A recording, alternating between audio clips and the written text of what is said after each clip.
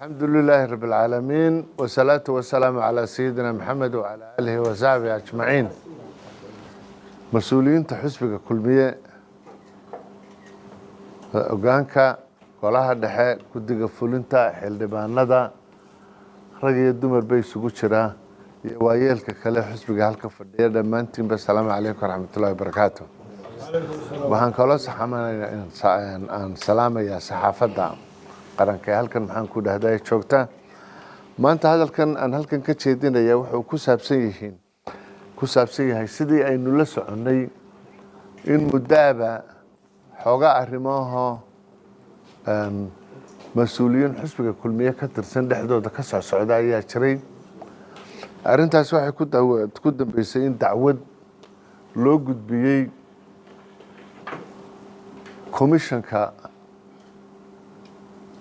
u xilsaaran diiwaangelinta ururada iyo xisbiyada qaranka. dacwaddaas waxaa soo qoray mas-uul hore oo xisbigan ka tirsanaan jiray marna aha guddoomiyaha golaha dhexe ee xisbiga ayaa maxaan ku dhahday gudbiyey waxaana uu ku ashkateynaya marka aniga uu ayay qof ahaan ee ashkateynaya maxamed kaahin. dacwaddaasi waxay ku saabsanayd go-aan hore oo xisbiga ka soo baxay oo xilkiina marna ka joojiyey xilkii uu hayay ee golaha dhexe markii dambena uu laga saaray xisbiga guud ahaanba ayuu leeyahay igama saari karo xisbigana igama saari karo xilkana igama qaadi karo. taasuu aniga igu ashkateeyey dee dabcan ilaa qarankaynu ka mid nahay xeerar iyo shuruucna qaranku wuu leeyahay. qaranka markii aniga dacwaddaa laysoo gudbiyeyna layma ashkateyn karo iyo layma qabsan karo iyo midna de kamaan doodin. aniguna maxaan ku dhahday dacwadeedii baan ka jeediyey. soomaalidaaba ku maamaada haddii shaarkaaga lagugu qabsado waa laga garbaxan. arrintaas cidda qaadaysay ee u igmanayd ee qaranka ugu xil saaran waa komishanka ama ururkaan magaciisa soo sheegay ee la yidhaahdo komishanka guddiga xusbiyada iyo ururada siyaasadeed ayaa qaadaysay. ururkaas waxaa la aasaasay xilligii ugu horreeyey ee ururada somalilan la aasaasay oo xilligaa madaxda dowladda uu madaxweynaha ka ahaa marxuum maxamed xaaji ibraahim cigaal. komishankii ugu horreeyey isagaa magacaabay oday guun la odhan jiray baa madax ka ahaa. komishankaasi ururadii ugu horreeyey dalka ka asaasmay iyagaa kala saaray. xilligii labaad ee la kala saaray xilligii axmed siilaan iyo madaxweynaha ahaabay ka mid ahayd. xilligii labaad waxay ahayd xilligii musabixi madaxweynaha ka ahaa oo ururadii ku soo hadhay ee xusbiyada noqday ee wadani iyo kaah iyo kulmiye ay madaxtooyadii ku tartameen hadda maanta cabdiraxmaan ciri uu madaxweynaha ku yahay.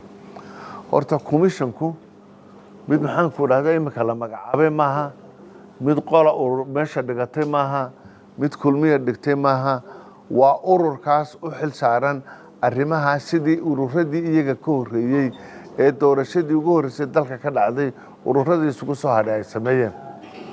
haddii la yidhahdo ururadaasi ma jirto ama ay cidiba tiraahdo macnaheedu waxa weeye qaran somalilan la yidhaahdaana ma jiro. waayo xeerkaynu qaran ku nahay, dastuurkaanu ka soo dheegmaa.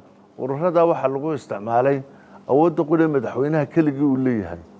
xeerka la yidhaa ee dastuurka qaranka ku samaintay ka midka ah article 90 ayuu u cuskadayo xeerka ay ku shaqeeyaanoo xeer number 14 kaasuu ku asaasan yahay. kayska hadday qaadeenna shaqadoodii dastuuriga bay ahayd. go-aanka iminka gaadheenna waa go-aankaa ay xaqa u leeyihiin inay xeerkaa ku shaqeeyeen oo ay go-aankaa gaadheenna waa inta ay qaranka u hayaan way ku mahadsan yihiin. shaqo gooniya iyo wax gaaroo innanka inoo qabanayeenna maxaan ku dhahday ma jiraan. haddii ay xeerkaa qaadeen oo labadii looyaradii ay wada dacwoodeen qaraarkii ay soo saareen waxa uu noqday qodobkii laysku hayay aan markii hore sheegay. anigu haddaan guddoomiyihii hore golaha dhexe ahay xusbigana igama saari karo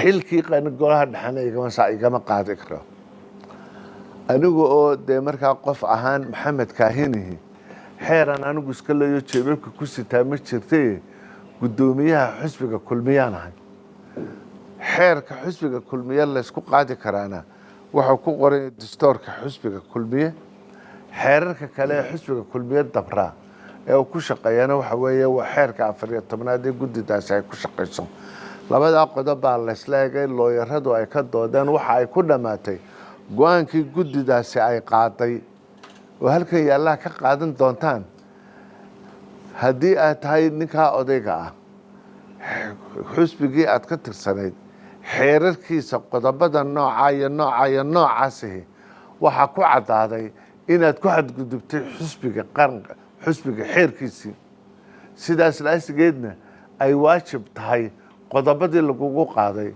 in xusbigana laga saaro xilkana laga qaado halka ay ku dhamaatay maxaan ku dhahday waa halka haddii ay ku dhamaatay dee iminka dacwadii hore laysu haystay way dhamaatay taasay ku dhamaatay haddaynu ninku markaa xusbiga kulmiye nahay xeerarkiisa kala duwan waxa waajibka ah inoo yaalla waxa weeye waa kow inaynu qarannimada qaranka Somalilandna ilaalino aynu 14 sanadood xusbul xaakimka ka ahayn dalka nabadgelyadiisana aynu ilaalino inakuna xusbinimadeena aynu ilaashano dad isku xusbiya qabyaaladeennu waa kulmiye jacaylkeennu waa kulmiye waxiisu sheegeennu waa kulmiye qaranka halkaynu ka ilaalinaynaana maxaan ku dhahday waa kulmiye aad iyo aadna maxaan ku dhahday waan idinku mahadnaqayaa aad iyo aad baa u mahadsantihiin